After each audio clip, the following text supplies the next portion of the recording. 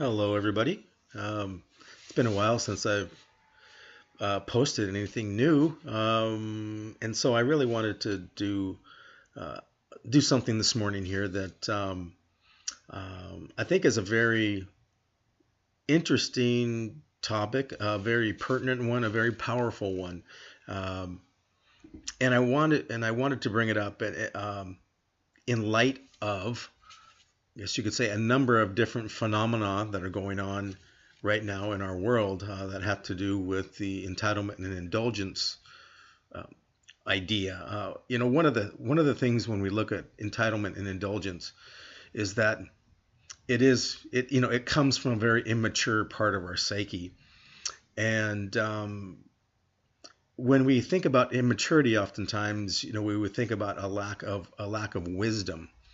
Um, and also kind of a reactivity.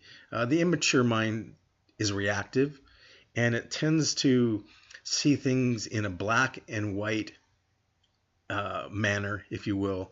It has a hard time bringing together what seems to be ideas that are polarized, and we see that a lot right now in our communities, and politically, etc. When you look around in North America, there's lots of division and lots of polarity. Um, and a mature mind can bring these two what appears to be opposite ideas or opposite positions, can bring them together. And one of the things that I guess you could say is on the table, not only in terms of our community but also in families, is, if you will, the right to privacy. With all this technology that we have, um, there's one of the main concerns with all this technology is the loss of privacy, um, the loss of, if you will, confidentiality. And when we talk about polarities, it's interesting because what you see in the world right now, excuse me, I'm still getting over a cold, it seems, but what we see a lot in the world right now is extreme, what do you want to call it, kind of, um, people doing extreme things being recorded, that they're posting online. So this idea of behavior being put out for public display, um, is, in people's lives. I mean, you look at reality TV and all sorts of different things where technology is allowing people to display themselves, um, publicly, and then on the other side of it, to the far extreme, you see that oftentimes the government is becoming increasingly stringent around its legislation regarding confidentiality. So you see those two polarities again, which which points to an immaturity there. So when an immature mind doesn't know that there's a line in the, or doesn't know or doesn't care that there's a line in the sand, a boundary that doesn't need to be crossed, or shouldn't be crossed, things are way out of bounds. So we see that kind of behavior. And then as a response to it, we see the opposite, extremely restrictive behavior, or we see the development of technology that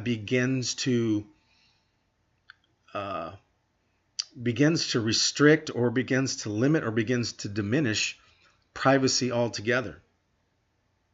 Uh, in many families that I've worked with, parents have put cameras around, in every room of their house and outside of their homes, so they can monitor the behavior of their children and their teens, and maybe monitor the behavior of each other. And so I've seen that routinely, or parents using other technology that monitors their children's activities online, etc. And of course, all these technologies present themselves as some sort of step towards increased safety and responsibility. I mean, that's what an indulgence is. It presents itself as offering something of value, but it also takes away something of even more value. And so I wanted to talk a little bit about privacy and even take the conversation a little bit deeper. And as I was thinking about privacy and confidentiality, I was thinking about about some fairly, it used to be, I was going to say, rock solid, uh, even legislative concepts around it. For instance, patient doctor privilege, right? Confidentiality. That a doctor could not be compelled to testify against a patient, regarding their physical health issues, etc. Or there was attorney-client privilege, again, that prohibited, if you will, or provided safety or allowed whatever the contents of those conversations to be held inviolate and to not be used against the individual. And then, of course, even deeper in our history is what they call clergy penitent privilege. And I looked that up a little bit, and of course, it's hundreds, thousands of years old, or what have you, hundreds of years old. And the idea is that when somebody who practices a particular religion and they share what's going on in their lives with somebody from the clergy, that clergy cannot be compelled to share what's going on with this person, in a court of law or with anybody else. In fact, there was some mention that in the Catholic religion that a priest could be excommunicated. They could be kicked out of the priesthood by sharing information that was given to them during a confession made by, of course, somebody who was in that religion. And so in those three arenas, it was especially important. It was more or less kind of a sacred space in which somebody could share what they needed to share and know that there wasn't going to be any repercussion, any kind of penalty or any punishment. And as I've thought more and more about that, I see, some really interesting and valuable meaning in it. Now, one of the ways that I was thinking about it and wanted to present it was that, how many of you feel like you could use a second chance? Maybe you've come to a part in your life, place in your life, or a place in a relationship, or what have you, and things have maybe not worked out well, and you just want, you feel like you could use a second chance. So how many of us are believers in giving other people a second chance? And I think, as I thought about that, I think that is very deeply woven into who we are as this, in the spirits of who we are as people. We may want to call it for being compassionate or forgiving or merciful, but there's a part of us that not only desires a second chance, but also wants to give a second chance. And why would we do that? Why would we desire that? When somebody has made a mistake, when somebody has made a poor decision, when somebody has done something that's offended somebody else, when somebody has, again, done something that has caused their life to fall apart or what have you, why do we feel like this person could deserve a second chance? And I think this leads to another question for us to think about. Because, for instance, if human beings were just animals, we just, ran our lives by instinct and avoiding pain and moving towards pleasure, etc., etc., chances are, like an animal, we would just keep taking the same path over and over again in life. So there would be no need for a second chance. But a second chance offers us an opportunity to do some things differently. Maybe we would be a better father, a better wife, a better husband, a better worker, a better brother or sister. We would do something better. We would want that second chance, an opportunity to go down a different road. And I think that's a unique thing about us as human beings. So it brings forth the question, around what you think the nature of what it is to be a human being. Another way to ask it is, do you believe that a human being holds the potential for something better? Or might I even ask, are human beings more than just animals? Is there a spark of something special within us? Is there a spark of divinity? And I think there is. I think we hold that door open. I think we have to. Call it having faith, call it having hope, or what have you. But we have hope for each other. We have put faith in each other. I mean, even when people may end up in prison, we hope that they will turn their lives around. That there's some sort of innate potential within them that might spring forth that would allow a transformation, a conversion. Now, we've talked about this in the parent leadership group.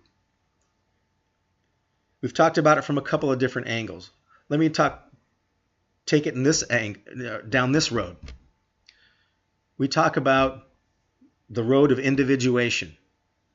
In other words, that we're all growing up to become our own person, to become our own individual. But in order to become our own individual, we need to be able to exercise free will choice. And we need to be able to experience some consequences for choices that we make that may not have been the best choices. Now, in the human psyche, what we do in order to individuate is we make those choices, even though the choices we made may not be that good, and then we experience those consequences. And having experienced those consequences, we, if you will, start to go through a process of humility. And when we can clearly see that we've made some choices that haven't been the best, that we've hurt other people or have caused other people some distress, and we see that, we turn away from that behavior. We turn away from that, and we turn towards something else. We call that conviction in the parent leadership group. Conviction. It means that you come to realize that a particular way of being, a particular way of behaving and thinking was life-taking rather than life-giving. And in seeing the reality of that, you turn towards what is life-giving. We turn towards a virtuous path. And we embrace that path because we now see that it gave us life and it gives us life. That's called conviction. And when that happens for a person, you see that end up in a conversion. The person transforms into a better person, into something better. But that process cannot happen if there's no privacy, if you will. A person must wrestle with in their own mind, the decisions that they've made that have not worked out well.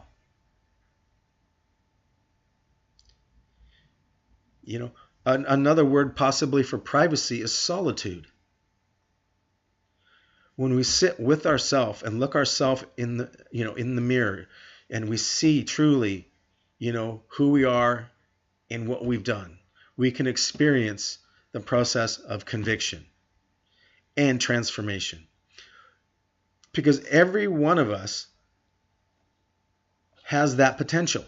Every one of us contains that divine potential, that divine spark that might have laid dormant. And so we have hope in that. And people need confidentiality, people need privacy, people need solitude in order to wrestle with that and to come to terms with it. Because we hope for something better. That's why we don't want to live by this idea that you just lock people up and throw away the key. Because we know that there's that divine spark and divine potential within a person. I mean, this is what we're all going through as we grow up. We exercise free will, and then things don't go well sometimes, and then we go off to a quiet place, maybe share it in confidence with a friend, and we work through that. You see, in many of the families that I work with, there is no, if you will, sacred space. There is no honoring of the divine spark. People are punished and intimidated. They're spied upon. Again, they're looked at through cameras, etc. They're given no safety, no confidential private space in which they can wrestle with these consequences.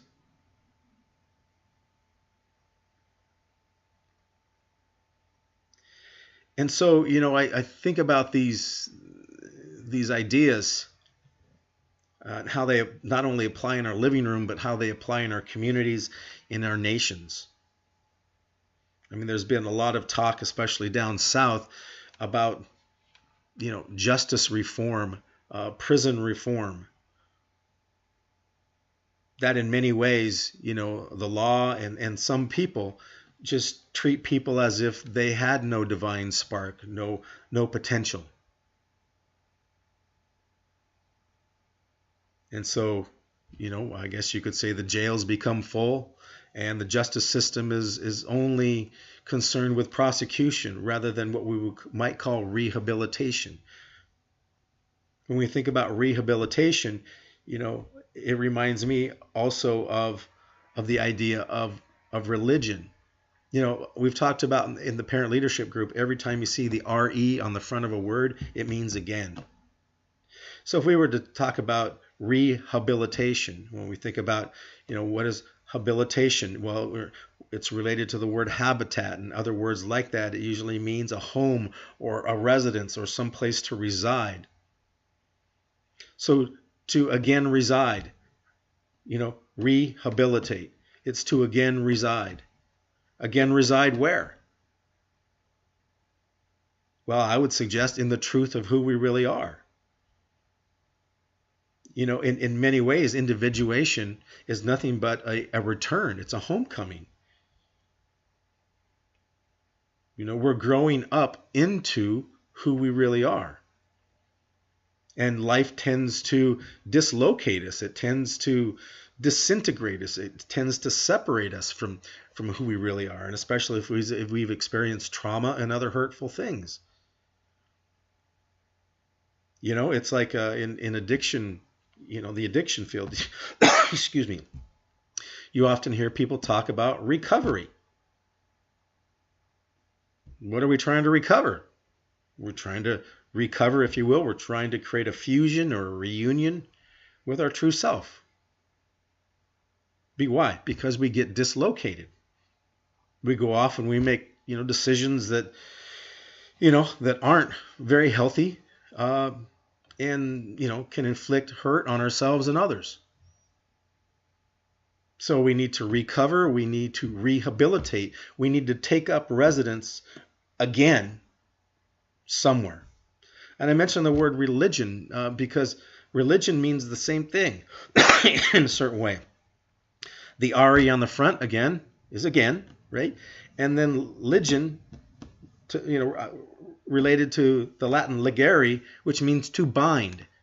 So it means to rebind, refuse, re-adhere. That's the same thing that conviction gets at.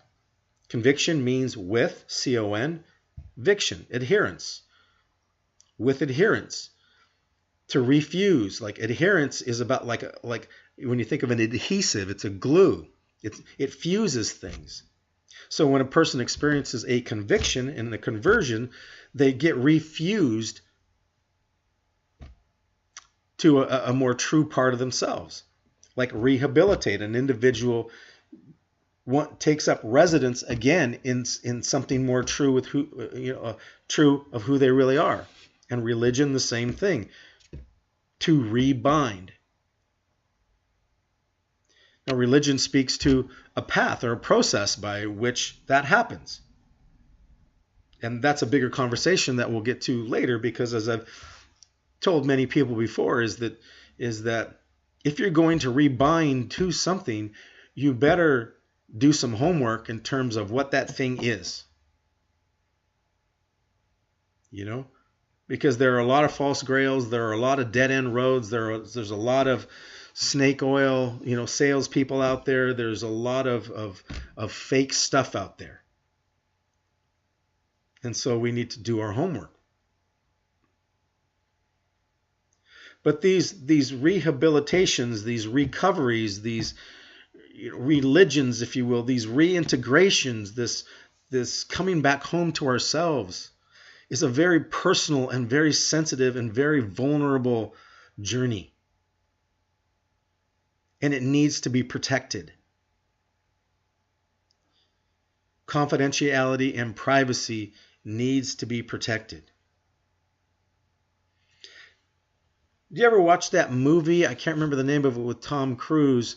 But it's a futuristic movie in which I'll just say it this way, in which they've developed the capacity to kind of telepathically be able to see when a person is going to commit an offense, a crime of some kind, before the person commits it. So what happens is that, this is a world where crime and those kinds of things has been, brought to a very minimal level, has almost been eliminated. And the way they do that is they arrest people before they commit the crime. Through this technology, through this telepathic technology, they can see into people's lives. There's no privacy. No one has any privacy whatsoever. And so nobody is allowed to make a free will choice and have it go wrong. And so, everybody's safe, but nobody grows. Nobody grows.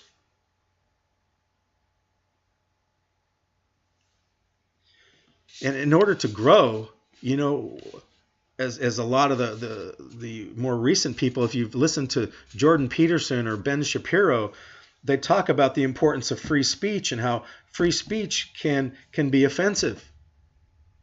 The truth can offend people. It can make people uncomfortable. We exercise free will and we experience its consequences. Why? Because we run into truth.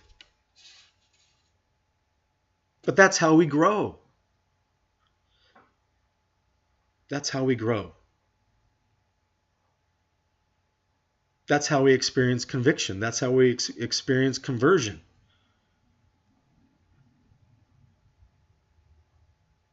It's there's an old saying too, when you have a couple in a committed relationship, it's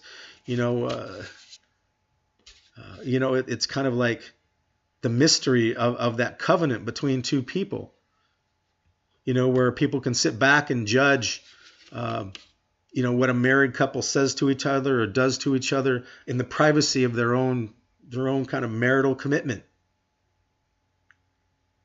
But for any of us who have been in relationship for a long time, that can be a crazy journey. It can be an excruciating journey.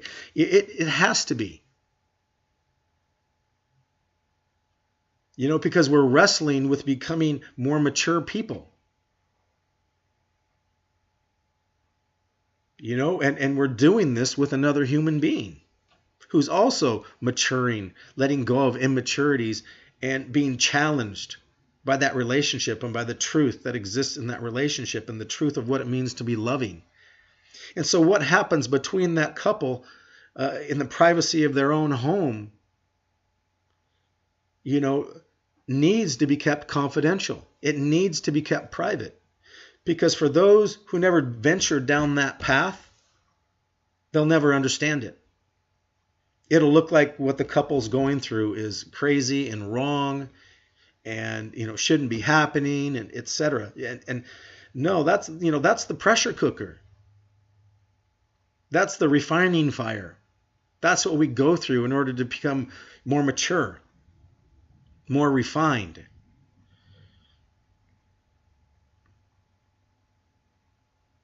And so it may not look like what's going on is very refined. The tension, the conflict, the anxiety, the anguish, none of that looks real glamorous.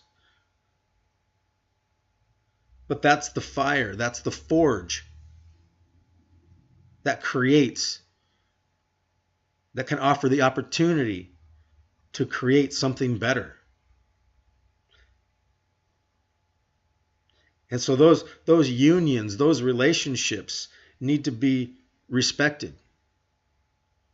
They need to be given a wide berth. They need to be given a sacred space to what we might call confidentiality or privacy. You start putting cameras in those spaces, and you start to put those things on display for all the world to see, and pretty soon you've brought maturity to a halt.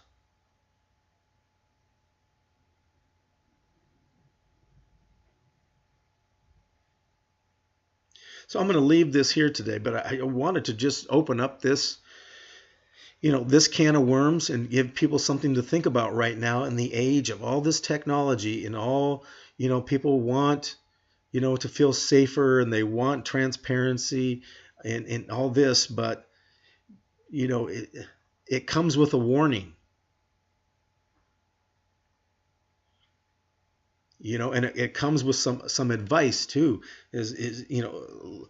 Look deeper into the human psyche, and you'll see something beautiful. You'll see divine potential. But that divine potential can only come forth if a person wrestles with their own conscience. They wrestle with their own inner demons. They wrestle with that cognitive dissonance between who they know they truly are and the behavior and the choices that we're making.